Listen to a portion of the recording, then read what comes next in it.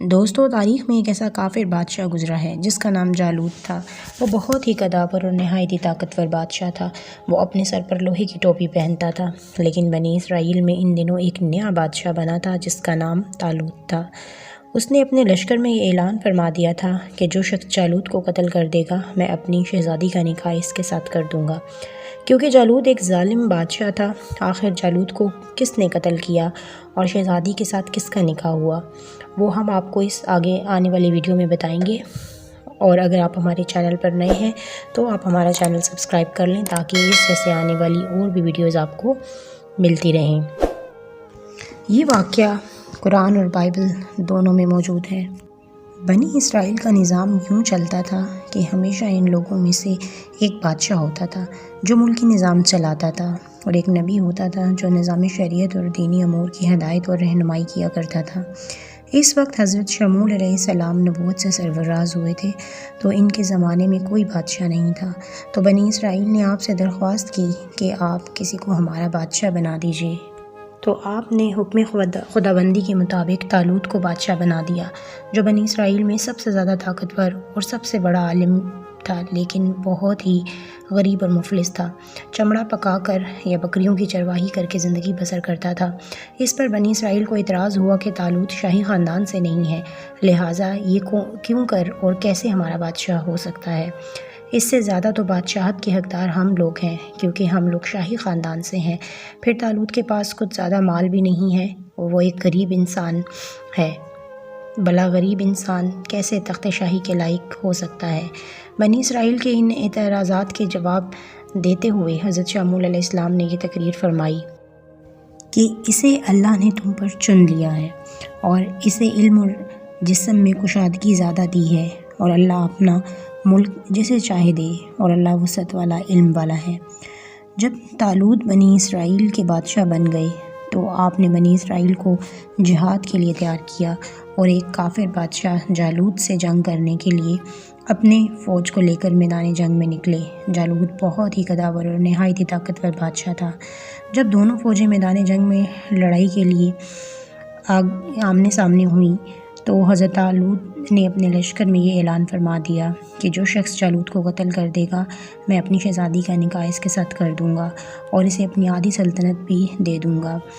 اور یہ فرمان شاہی سن کر حضرت داؤد علیہ السلام آگے بڑھے، جو ابھی بہت ہی کم سن تھے اور بیماری سے چہرہ زرد ہو رہا تھا، اور غربت اور مفلسی کا یہ عالم تھا کہ بکریاں چرا کر اس کی اجرت سے گزر بسر کرتے تھے۔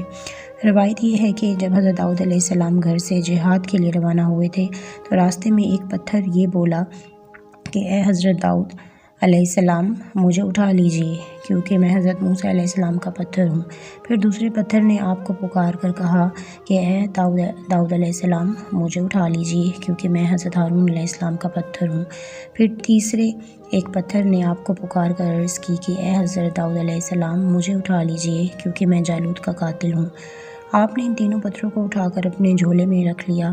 جب جنگ شروع ہوئی تو حضرت داؤد علیہ السلام نے اپنی گوپن لے کر صفوں میں آگے بڑھے، اور جب جالوت پر آپ کی نظر پڑی تو آپ نے ان تینوں پتھروں کو اپنی گوپن میں رکھ کر بسم اللہ پڑھ کر گوپن سے تینوں پتھروں کو جالوت کے اوپر پھینکا، اور یہ تینوں پتھر جا کر جالوت کی ناک اور کھوپڑی پر لگے اور اس کے بھیجے کو پاش پاش کر کے سر کے پیچھے سے نکل کر 30 جالوتیوں کو لگے اور سب کے سب مقتول ہو کر گر پڑے۔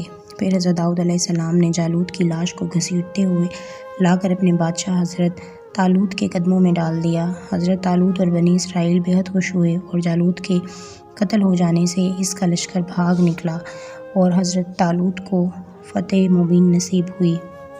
اور اپنے اعلان کے مطابق حضرت طالوت نے حضرت داؤد علیہ السلام کے ساتھ اپنی لڑکی کا نکاح کر دیا اور اپنی آدھی سلطنت کو بھی حضرت داؤد علیہ السلام کو سلطان بنا دیا۔ پھر پورے 40 برس کے بعد جب حضرت طالوت بادشاہ کا انتقال ہو گیا تو حضرت داؤد علیہ السلام پوری سلطنت کے بادشاہ بن گئے، اور جب حضرت شموئیل علیہ السلام کی وفات ہو گئی تو اللہ تعالیٰ نے حضرت داؤد علیہ السلام کو سلطنت کے ساتھ نبوت سے بھی سرفراز فرما دیا۔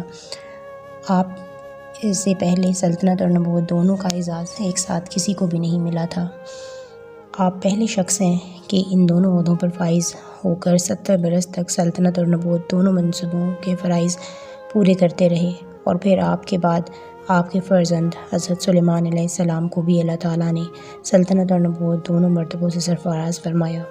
اس واقعہ کا اجمالی بیان قرآن میں مجید کی سورہ بقرہ میں اس طرح ہے، اور قتل کیا داؤد نے جالوت کو، اور اللہ تعالیٰ نے اسے سلطنت اور حکمت عطا فرمائی اور اسے جو چاہا سکھایا۔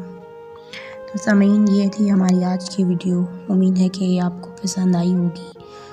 آپ ہمارے چینل کو سبسکرائب کر لیں اور بیل کا آئیکن بھی ضرور پریس کریں تاکہ اس جیسے آنے والی ویڈیوز آپ کو مل سکیں۔